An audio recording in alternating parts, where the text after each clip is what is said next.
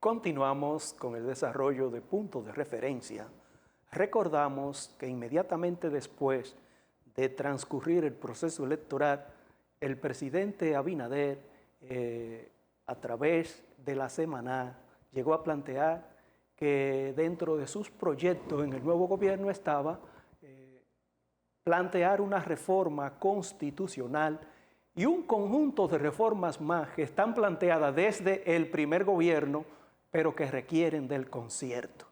En un primer plano, ya en la primera semana de este gobierno, ya se ha planteado la reforma constitucional. ¿Cuáles son los alcances que esta reforma tiene de cara a la institucionalidad y desarrollo del país? ¿Qué ustedes pueden comentar?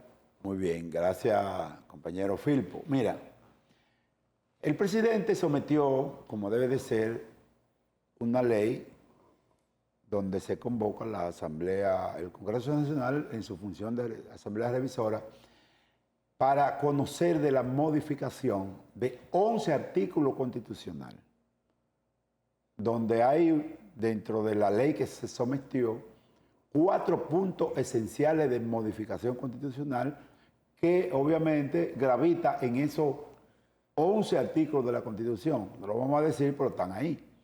Primero está el tema de agravar las reglas de la reelección presidencial. Agravarla quiere decir ponerla un poquito más compleja para que ningún gobernante de turno pues se haga, como ha hecho históricamente en los procesos de modificación constitucional, se haga el chivo loco y lo modifique. Un traje a la medida. Un traje a la medida de los gobernantes de turno, incluyendo uno de los dispositivos generales que dice que él mismo, es decir, el presidente que somete la modificación constitucional no podrá reelegirse en el periodo siguiente, es decir, en el 28.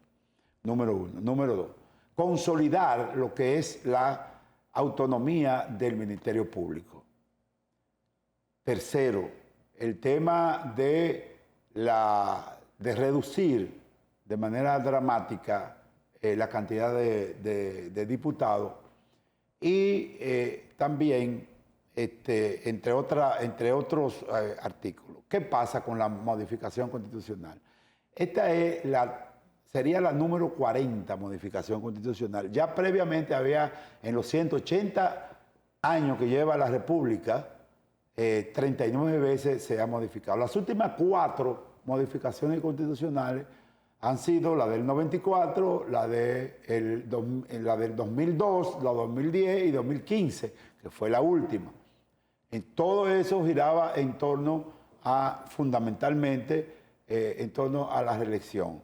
En el 94, como todo el mundo sabe, se dio el fenómeno de la modificación producto de una crisis político-electoral que se dio a partir del surgimiento de evidencia de un fraude electoral que Balaguer había cometido contra el doctor José Francisco Peña Gómez, y dentro de los elementos constitutivos en materia electoral, entre otros elementos, por ejemplo, de la justicia, pero nos quedamos en el elemento electoral, que se le puso a la modificación constitucional que lo precedió el llamado Pacto por la Democracia, que fue una reunión de los partidos principales del sistema.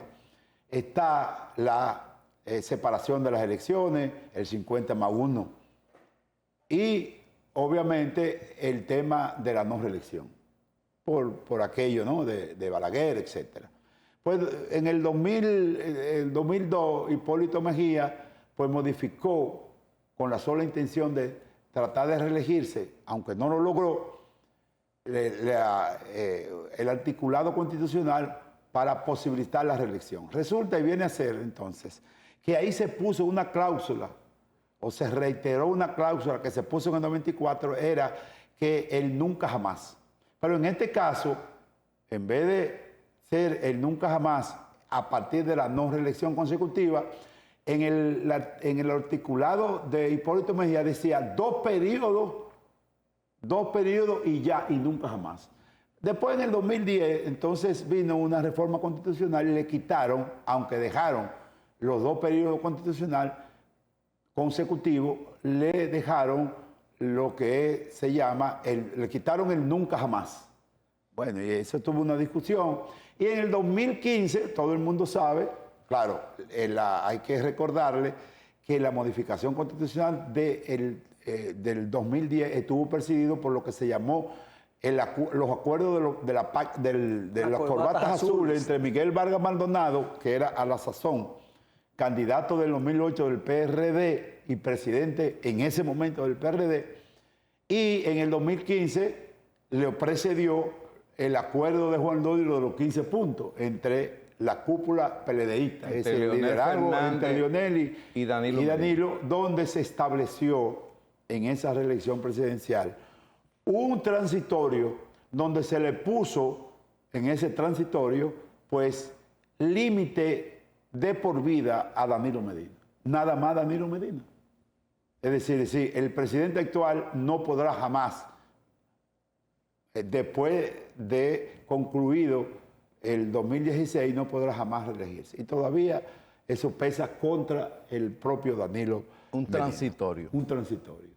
Entonces ahora nosotros tenemos una modificación constitucional que se refiere al tema de la no reelección, pero el tema de la no reelección es para agravarle el procedimiento de modificación. Hay gente que está planteando la posibilidad de que la modificación constitucional actual, la propuesta, antes de ir al Congreso, vaya a un referéndum. Hay dos limitaciones sensibles frente a eso, para mí. Primero, no hay un reglamento de referéndum, por lo tanto es impracticable. Una ley sin reglamento, aunque existe la ley de referéndum, una ley sin reglamento es inoperante. Y en segundo lugar, la oposición, que en parte está proponiendo por eso, está enfilando cuchillo para su propia garganta. Porque si se va a un referéndum político y el referéndum dice que no acepta que Luis Abinader no vaya a la reelección en el 28. Luis Abinader, aunque no quiera, tiene que aceptarlo. O sea, es un riesgo político para la oposición. Entonces, nosotros estamos en presencia, en estos momentos, de un proceso que previo al ser sometido ante la Cámara Legislativa, al Congreso, pues se consultó a mucha gente, incluyendo personas de los más connotados teóricos del constitucionalismo en República Dominicana. Y previo a esa consulta, por el Poder Ejecutivo, lo sometió ante el Congreso para que el Congreso se convirtiera en asamblea revisora y a su vez esa asamblea revisora entonces conociera única y exclusivamente, porque la ley debe establecer eso, sobre los temas que apruebe. La ley que declara la necesidad de la reforma constitucional. Así es. Sí. Más o menos esa es una introducción para... Yo creo